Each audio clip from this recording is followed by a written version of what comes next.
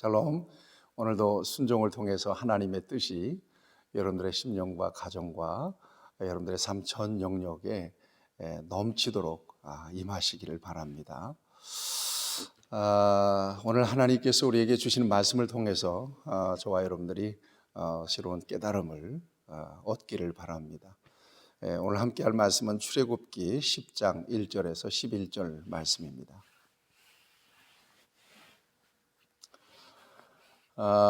여러분, 물이 끓기 시작하는 온도가 100도인 것을 아시죠? 99도에서는 물이 끓지 않습니다. 100도가 올라가야 비로소 물이 끓기 시작합니다. 99도에서 100도, 이걸 임계점이라고 이야기합니다. 다시 얘기하면 물은 임계점을 넘어가야 비로소 끓기 시작합니다. 나무를 구부립니다. 쭉 구부리는데 나무가 구부러지다가 딱 부러지는 순간이 있습니다. 바로 임계점을 넘어가는 순간입니다. 여러분, 신앙생활에도 임계점이 있다는 걸 여러분들이 기억하셨으면 참 좋겠습니다. 하나님은 저와 여러분들에게 순종을 원하십니다. 하나님이 원하시는 순종은 온전한 순종입니다.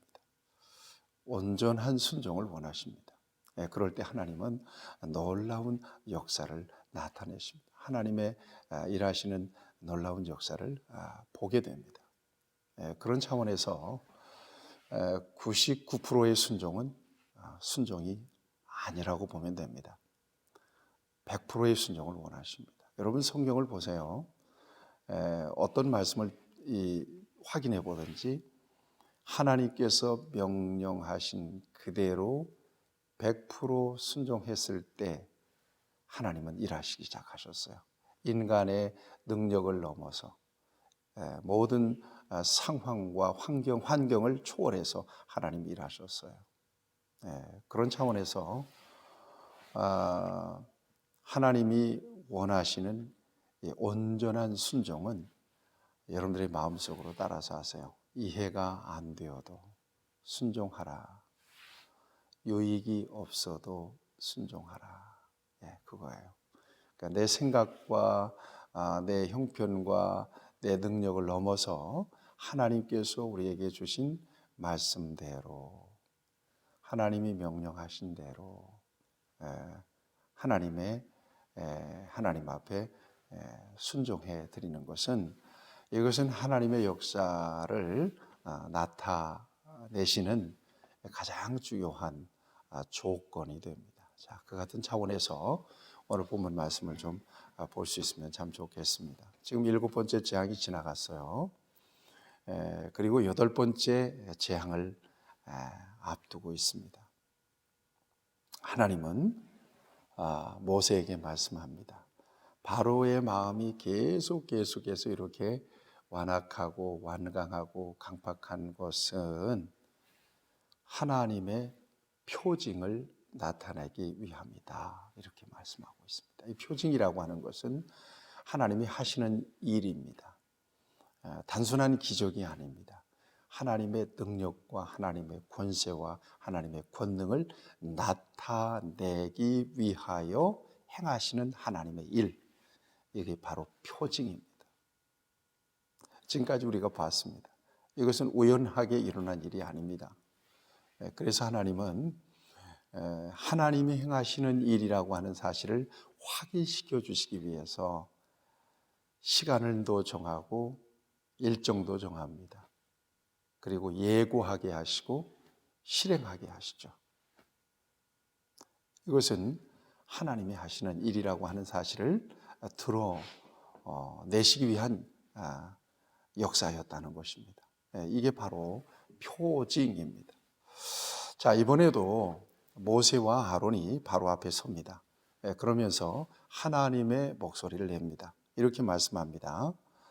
히브리 사람의 하나님 여호와께서 말씀하시기를, 네가 어느 때까지 내 앞에 겸비하지 아니하겠느냐 그래요. 한마디로 얘기하면 얼마나 맞으면 겸손할 수 있겠느냐는 거예요. 여러분의 이 음성이 저와 여러분에게도 들리시기를 바랍니다. 네가 어느 때까지 겸비하지 않겠느냐는 거예요.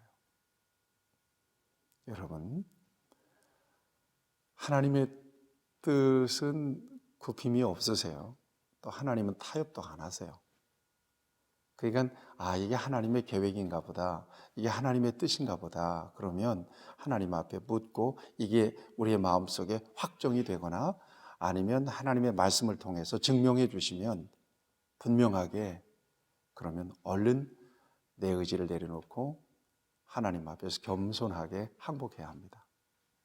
그러면 하나님은 하나님의 그 아름다운 역사, 우리를 향하신 아름다운 계획들을 이루시죠. 그런데 자꾸 거역하잖아요. 우리의 의지를 자꾸 앞세우잖아요. 그러면 하나님은 점점 강하게 프레스를 가하시죠. 그리고 코너로 우리를 몰고 가십니다. 그래서 결국 항복하게 하시죠. 지금 7번째 재앙까지 맞고도 바로는 완악한 마음을 풀지 않잖아요. 그러니까 네가 어느 때까지 내 앞에서 겸손하지 아니하겠느냐, 그러면서 책망하십니다. 그리고 4절 이하에 보면 메뚜기 재앙을 예고하십니다. 4절 보세요. 네가 만일 내 백성 보내기를 거절하면 내일 내가 메뚜기를 내 경내에 들어가게 할 것이다. 메뚜기를 내 경내에 들어가게 할 것이다. 그래서 여러분 7번째 재앙이 우박재앙이었잖아요. 여러분 우박재앙으로 인하여 애굽은 이미 초토화돼 버렸어요. 나만 한 게 없었단 말이에요. 그런데 우박재앙에도 살아남은 생물들, 여기 보니까 나무들을 다 갉아먹어 버리겠다는 거거든요. 이 모든 것들을 다 갉아먹어 버리게 하겠다. 그 다음에 집안 경내로 다 들어가겠다는 거예요. 여러분 집으로 메뚜기들이 쳐들어와 가지고 여기저기 붙어 있고 뭐 갉아먹고 한다고 상상을 해보세요. 얼마나 두렵고 징그러운 일이에요. 그렇게 하겠다는 것입니다. 네, 예고합니다. 이제 큰일 난 겁니다. 얼른 순종하지 않으면 이제 이 같은 재앙은 또 들이닥치게 될 것입니다. 자, 그런데도 바로가 딱딱합니다. 받아들이지 않습니다. 그런데 바로의 이 같은 태도에 신하들의 불만이 생깁니다. 그래서 여러분 7절에 보면 신하들이 바로 왕에게 진언합니다. 뭐라고 얘기하죠? 어느 때까지 이 사람들이 우리의 함정이 되리까 그래요. 어느 때까지 이런 일들을 당해야 되느냐 하는 거예요. 그 사람들을 보내세요. 보내세요. 지금 애굽이 망하게 생겼습니다. 우리가 죽게 생겼습니다. 그래서 오히려 바로를 설득합니다. 네. 그리고 모세와 아론을 데려와서 바로 앞에 세웁니다. 네. 신하들이 볼 때도 참 답답한 일입니다. 이게 지금 다 죽게 생겼고 지금 애굽이 지금 망하게 생겼는데 왕이 고집을 피우고 있는 것이 신하들 입장에서도 이해가 안 되는 거예요. 자, 그러자 바로가 모세 앞에서 이런 이야기를 합니다. 8절입니다. 가서 너희 하나님 여호와를 섬기라. 네, 여기까지면 참 좋은데 갈 자는 누구냐? 이렇게 물어봅니다. 갈 자는 누구냐? 아니, 하나님께서는 내 백성을 보내라고 그랬잖아요. 내 백성이면 남녀노소 할 것 없이 히브리 백성들은 다 나가야 되는 거거든요. 다 보내라는 거거든요. 그 다음에 사흘 길을 걸어가야 되니까 양식도 물도 필요하겠죠. 양식도 물도 가지고 가야 돼요. 그 다음에 하나님께 희생 제사를 드려야 되니까 짐승들도 데리고 가야 돼요. 그런데 바로는 다 보내는 것은 자기의 뜻이 아닌 겁니다. 뭔가 절충안이 필요한 거예요. 다 가지 말고 애들과 다 여자들 다 남겨놓고 장정만 나가라 그래요. 장정만 가서 제사하고 오면 안 되겠니? 라고 얘기하는 것입니다. 장정만 가라고 그럽니다.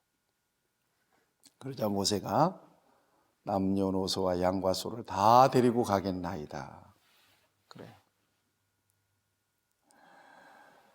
여러분 기억하세요. 하나님은 타협의 대상이 아닙니다. 하나님은 순종의 대상입니다. 여러분들 마음속으로 그렇게 좀 따라서 해보세요. 하나님은 타협의 대상이 아닙니다. 하나님은 순종의 대상입니다. 그렇습니다. 여러분 오늘 이 말씀 속에서 저와 여러분들이 다시 한번 우리 마음속에 좀 새겼으면 좋겠습니다. 영적인 임계점을 넘어서서야 돼요. 자신을 극복하는 거죠. 이해가 안 돼도 유익이 없어도 순종해야 돼. 99%의 순종은 순종이 아닌 것을 여러분 꼭 기억하시면서 하나님 앞에 겸손하게 하나님의 뜻이 깨달아졌으면 얼른 두 손 번쩍 들고 하나님 앞에 항복할 줄 아는 영적으로 민감한 저와 여러분들 되시길 바랍니다. 타협하려고 하지 마시기 바라요.